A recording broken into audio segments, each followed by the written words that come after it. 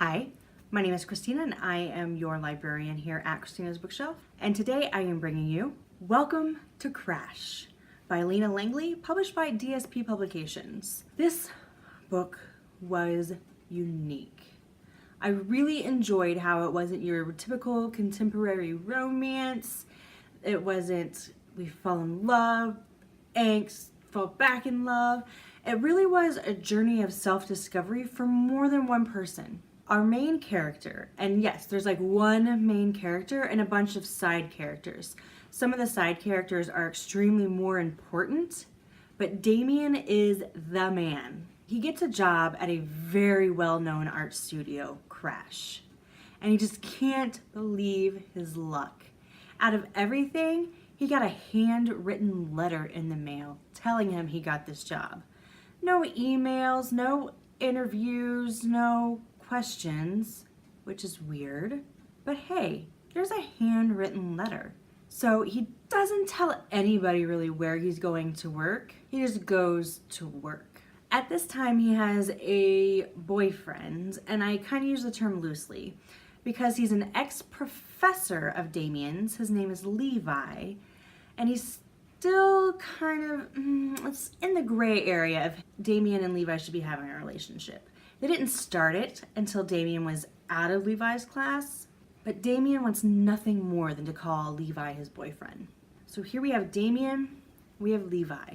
And now Damien starting this new job hasn't even told Levi where it's at. He shows up to work and the person that greets him is very unorthodox.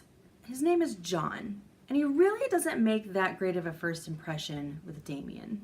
But there's just something about him. Something that really just kind of pulls Damien in. And at first, he doesn't recognize it. It really takes some time. Here's where things, besides the handwritten letter, get a little tricky. Damien really starts to kind of question. Everything at this studio is done on paper.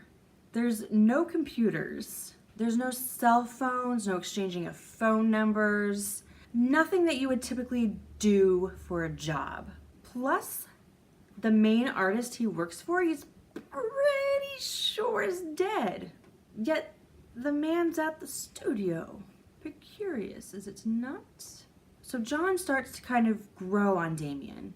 Damien will leave the studio and kind of go back to his life with Levi, but John is always there in the back of his mind, nagging at him. Something is different, and he can't pinpoint what it is until he pulls out his cell phone one day while at work, and John has no idea what it is. Around this time, Damien starts having seizures. He's epileptic, so this isn't something that's new, but they're bad. And with seizures come certain side effects.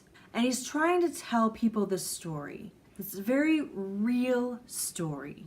And everybody's questioning the validity. Who's being honest? Is Damien being honest? Is Damien's head playing with him? Is what Damien's saying is very true?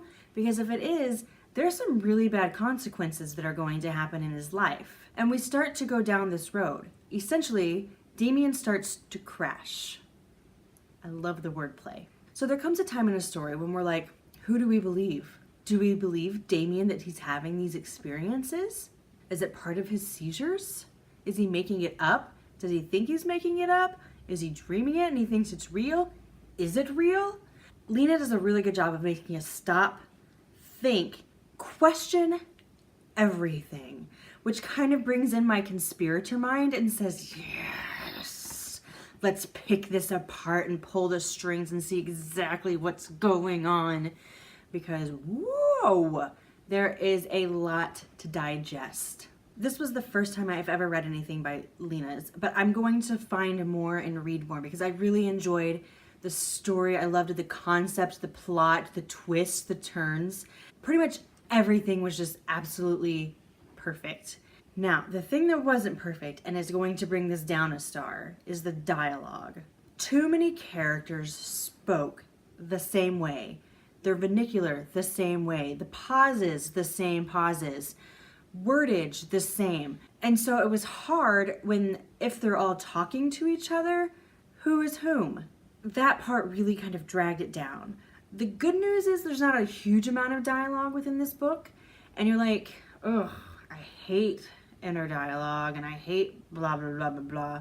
But Lina does such a good job of telling the story without a lot of unnecessary talk. What I am going to do for you is leave the Dream Spinner and Amazon links down below so you can click them and be on your way. If you've enjoyed my review, I'm gonna ask that you help me with that YouTube algorithm and give me a like. Leave me a comment. I love to interact with all of you guys, and go ahead and hit that subscribe button. I try to get stuff out every Monday through Friday, but I honestly never know what time. And that's the magic of the subscribe button, is that you will get a notification when I have something new for you. If you like me and think this chick's pretty awesome, down below I'm gonna leave my Facebook page and my Twitter. If you have a book or an arc you'd like me to read, you can request via website. Welcome to Crash by Lina Langley, published by DSP Publications. 4 stars. Bye. Hi, my name is Christina. I'm your librarian here at Christina's Bookshelf, and today I am bringing you More Things in Heaven and Earth, and I'm probably going to botch the author's name here, so I apologize in advance. Paul Comeu, C-O-M-E-A-U.